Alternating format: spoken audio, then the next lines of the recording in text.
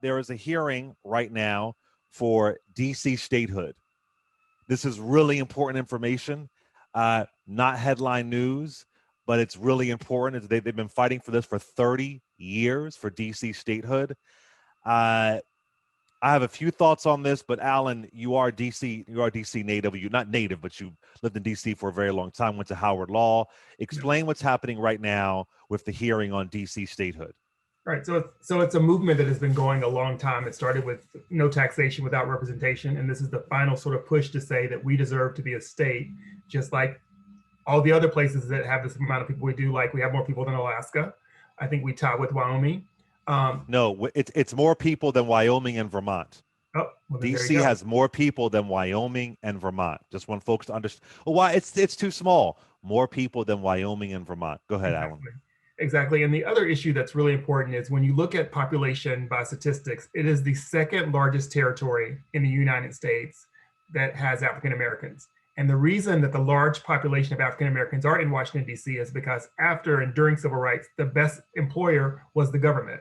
And that's why people went there and they thrived and it's super.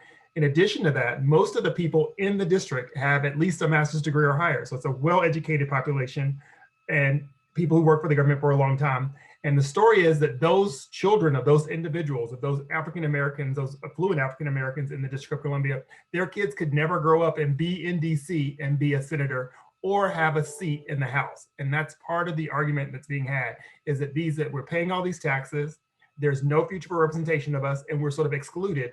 And everything that happens in DC is approved by every senator from every other state. So it's against the total Republican sort of format of having a government, because if we want to do something in DC, some stupid senator from Tennessee can say, no, the District of Columbia can't do that, which is one of the issues that they have with sort of gun control at this very plot in our budget overall. So those are some of the issues that are facing DC as a plot area.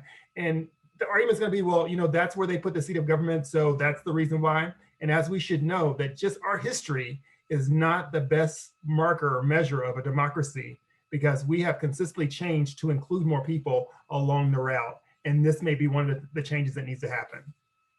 So let me explain one thing. Let me just make it really plain for y'all. For me, my opinion, the main reason why Republicans are against DC becoming a state is because there's one crucial thing that would happen. DC would get 2 senators. You understand what that means, y'all? And what kind of senators would they get? They wouldn't get a Joe Manchin kind of senator. They wouldn't get a Kristen Sinema kind of senator. DC is 46% black. More than likely, DC would have 2 black senators. More than likely. And that is what they are terrified of. And Joe Manchin, senator of West Virginia, and Kristen Sinema, senator of Arizona, they're flip-flopping. They don't know. They don't know if DC should become a state. They're not sure. They don't know, right? Because if DC becomes a state and there's 2 more senators, that would mean they, in many ways, not all the time, but in many ways, will become a non-factor. So to make it really, really plain, the issue is 2 senators in a state that would have a massive black population. That would change a lot. And then we wouldn't care about these other folks who are pseudo-Democrats, right? So when folks think about this, just remember that 2 more senators. Right now we are tied. Imagine if we weren't tied. This is, and for me, if you have more of a population than Wyoming and Vermont, this is a non-issue for me. But right. I want to give folks representatives in the House. I mean, push it all the way down. We get the Senate, exactly, and we get more people in the House, and reps in the House, exactly. But it's so black, y'all. It's black. That's what it is. Don't let anybody else fool you. It's black. And if Republicans believe in small government, like you just said, Alan, then they would want DC to be their own state, to be their own government, right? Absolutely. Now, I want to make sure y'all know a little bit of history, and this is from the Washington Post. So DC's founding is put in the Constitution because it provides the district not exceeding, quote unquote, 10 miles square, and it will become the, quote, seat of the government of the United States, right? Now, for a minute, after the city is created in 1790, residents were able to enjoy voting rights and they were allowed to cast a ballot as residents of Maryland or Virginia. Right? Y'all understand? So in 1790, for a hot minute, they could vote as residents of Maryland or Virginia. But that ended, those rights ended after Congress moved into town and the new capital in 1800 began. And they passed the District of Columbia Organic Act of 1801, right? And that basically stripped DC residents of their rights to vote in all federal elections, including for president. Now, in 1961, a great thing happens. They are afforded presidential electors with the 23rd Amendment in 1961, and then they're able to get. They weren't able to get. I'm sorry, residents didn't get a non-voting delegate in the House until 1970. So 1961 is when they get those 3 presidential electors, right? So that's how all this happens. But here's the other thing that challenges everything. It is the filibuster. It is that filibuster, not needing the simple majority, but needing that 60 majority, right? That's the issue. And this is why it's so important to end that filibuster. I know some folks say, well, if we end it, then Republicans, then we could filibuster as well. Mind you, Democrats don't use it as much. But right now, I think the way that I feel about it is that we have policy we have to get through, like voting rights, like making DC a state, all these things. And if we don't end that filibuster, it's not going to happen.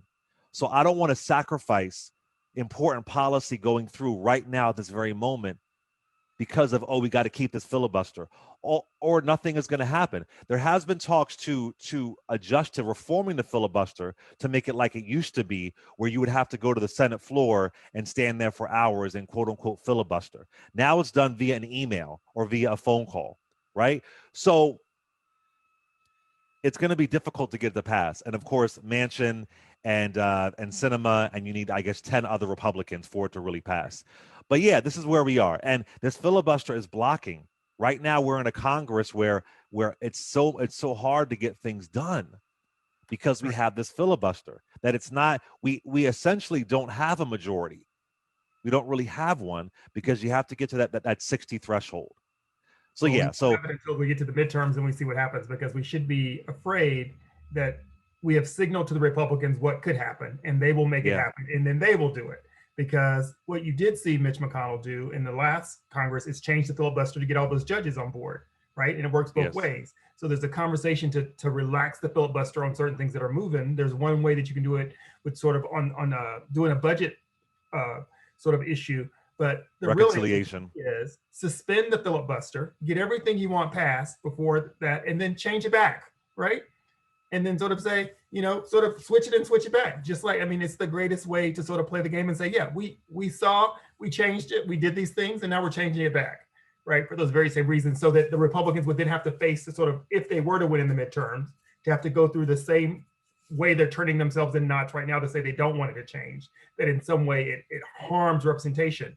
But the real problem with the filibuster isn't that it's exactly 50 senators. The problem is 60 senators. The problem is the number of people that they actually represent, right? Because that's the real problem with the Senate. Yeah, it's crazy. It's crazy that North Dakota and South Dakota have 2 senators each. It just makes no sense. It just makes no sense. And they represent less people than, metropolitan New York City. Right, exactly. Yeah, so listen, the Biden administration, they may have to take some risky moves if they want to get policy passed. They may have to just really move forward and take a risk, and that might be ending the filibuster.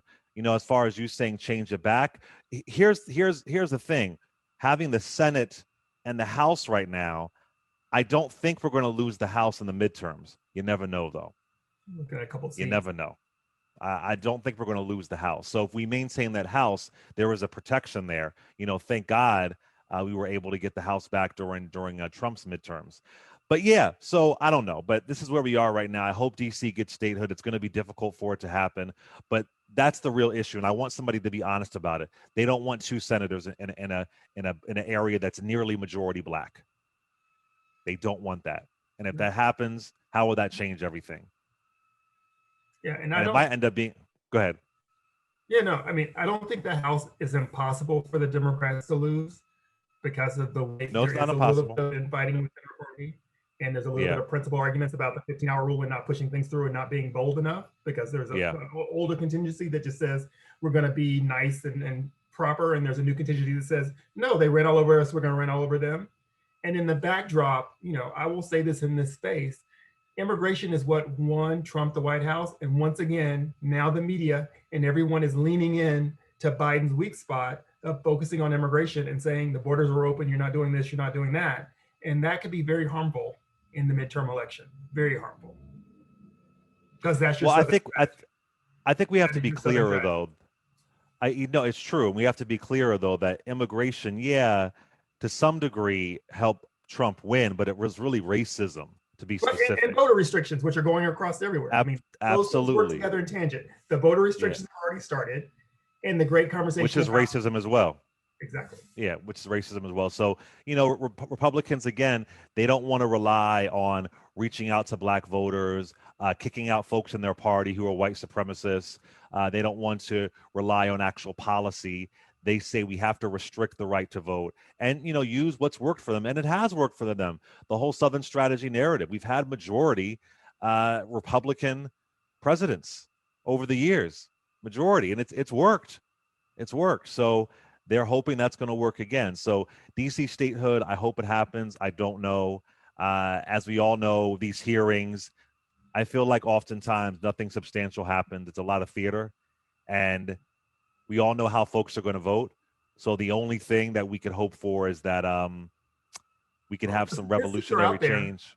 The Say it numbers get again. out there. The realization looks out there. They have to once again think about and what I was saying was it is the second territory. The Virgin Islands has a higher percentage based on the population of Black people than DC, but DC is second in all the Yeah. territories, meaning all the states and territories. It has the largest percentage of Black people, second to the Virgin Islands, Hmm. period.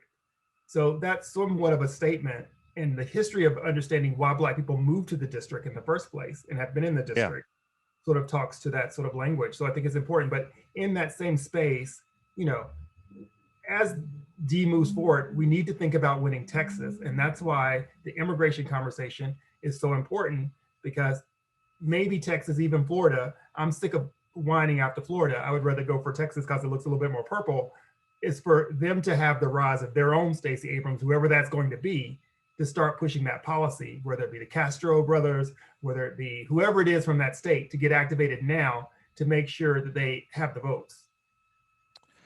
I got to tell you, I think Texas is a waste of time and money.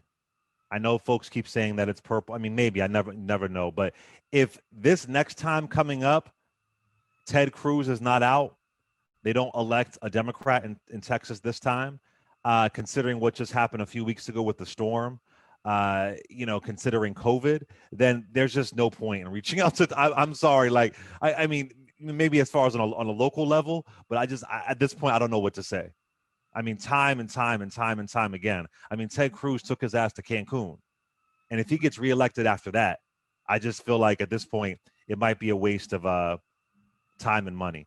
I do want to say I got a tweet on social media saying that Republicans are opposed to DC being a state because it was never meant to be a state. And I rarely respond to bots, but I was saying this on Twitter. The idea that it was never meant in this country is the worst argument ever. Women were never meant to vote. Native Americans were never meant to be citizens. DC was never meant to have presidential electors. Africans were never meant to serve on juries. Exactly. Like the whole never meant argument, the answer is no. That doesn't work. That doesn't work at all. We've had to amend and change this Constitution for it to be a bit more fair and a bit more equal, and we're not even halfway there. Exactly. So yeah, so this idea, never meant to happen. No, and so what? Exactly. And both parties are raging for it. I mean, they both basically stormed the Capitol for the rights of people to vote. So they should understand why it's important for DC to have this sort of power now, to have the representation. So, the 6 sort of speaks for itself in history. And I'm really glad 60 Minutes told the story that it did last night. So yeah, everybody thinks it's important. So you can't play it both ways and say history said whatever. Right. I mean, history says a lot, and history tells us that the quote unquote never meant argument doesn't actually prove the point. It And proves the that point. argument, just that conversation about someone having control over your capital. But think about that, in every state, you have a capital somewhere. What is in the state, right? And Yeah. that area, that they don't do anything differently for the rest of the state because it's in whatever part of the state it's in. They don't get any special favor, right? Albany doesn't get anything special over New York City because the capital's in Albany, New York, right? People still come to New York. So that sort of concept is sort of a waning concept. And if you're talking about equity and fairness in voting, one person, one vote, then you know what to do is the right thing. And so these conversations have been, well, tell you what we'll do is we'll put the people, split the people back up and either let them vote in Virginia or let them vote in Maryland. Well, that's not the way it works, right? That's just not the way it works. Because if that were the case, then let's just take South Dakota and combine it with North Dakota and have Dakota and let them vote in one election. That's a good solution. Exactly. I mean, let's be clear why we have this electoral college. I'm sorry, electoral college. The reason why we have these 2 senators per state. It was a way to make southern states happy. It was a way to make rural areas happy. That's what it was about, because of slavery, because of bondage, because of capitalism, because of free labor. That's what it was about. Let's be honest about where these things come from. It wasn't about making everything fair and equal and balanced. Let's just be honest.